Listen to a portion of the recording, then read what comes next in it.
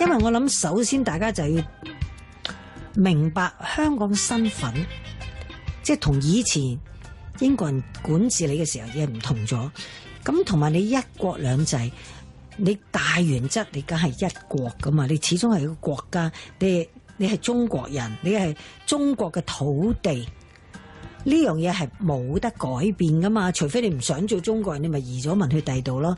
但係你即係要明白自己個而家你香港一個地位喺對大陸嚟講係一個好重要嘅對外嘅窗口啊嘛，但係你係一國啊嘛。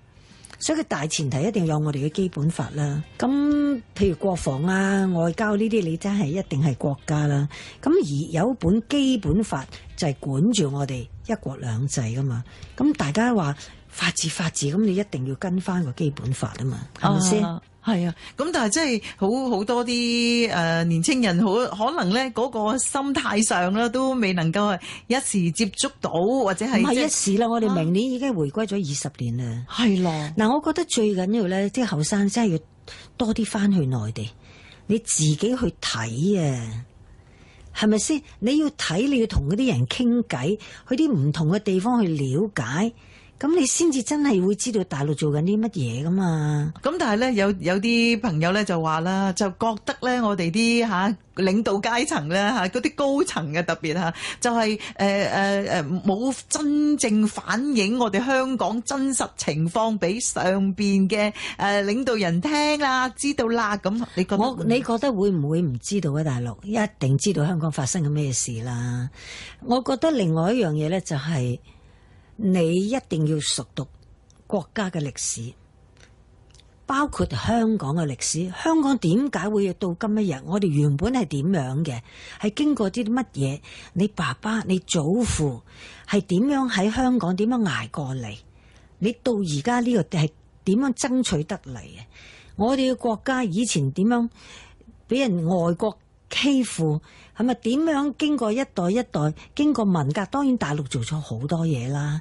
咁嗰個係我哋嘅家嚟，我哋要愛護佢，我哋要糾正佢，幫忙佢，支持佢。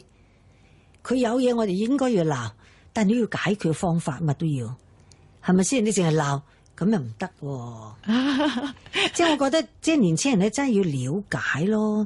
你真係要睇歷史，你唔讀歷史係唔知嘅。係你香港歷史，你首先要明白啦。咁啊，而家呢啲朋友咧就即係講話梁振英覺得好多嘢都因為係佢而咧搞到而家咁樣啦。咁啊姐嗱，咁你即係兩邊你都睇到嘅中方、港方。咁你覺得係唔係有個咁樣嘅問題？嗱，我覺得佢咧，你又要講下佢嘅上一任，即係佢一嚟到，佢係咪可以做到咁多嘢咧？阿梁生，咁你而家睇到佢而家啲房屋一路喺度起緊啦，攞緊土地啦，但係之前嗰10年冇喐過啊嘛，係咪先？咁佢一接任，當時係點樣環境？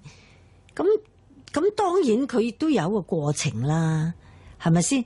咁其次我又覺得佢個人係努力嘅，佢肯做嘅，但係佢個人嘅性格，我覺得就真係要改變啦，係咪先？即係你而家做緊一啲公職，性格要改？冇啊，佢比較酷啲咯。嗱，其實我覺得佢，你識佢嘅，你唔係你熟佢嘅。我熟就唔係話認真去熟，但係佢喺呢個建制派其實好耐㗎啦嘛，由基本法委員會佢已經係嗰個其中一個可造之才啊，明日之星嚟㗎嘛，佢應該好了解㗎嘛。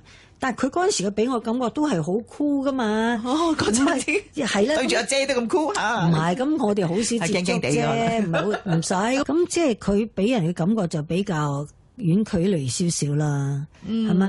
咁但係你而家發生咁多嘢，可能都唔係佢一個人解決到啦。香港而家社會咁複雜，乜嘢都要鬧政府嘛，政府唔會鬧翻你啊嘛，係咪先？哇！而家唔知點解香港人鬧人咁叻啊！我真係覺得你乜嘢電台節目都好啦，或者講出街乜都係鬧政府嘅，呢樣唔得，又係政府嘅事。做自己做市民都要做翻好啲啦，每個人都守翻自己嘅規矩，腳踏實地，係咪？慢慢，我呢度都係我哋嘅地方嚟噶嘛。係，你越鬧係咪變得越好先？越鬧咪越多人有嗰啲怨氣，係咯。嗰啲大陸客都鬧走晒啦，咁又點咧？所以我哋呼籲大家即係為香港着想啦，即係做大家多少少包容咯。係啊嚇，咁啊9月4號嘅時候，你都會出嚟嚇，即係投票㗎嗬。我每個18歲嘅登記咗嘅選民都應該出嚟投票。係啦，啱啦。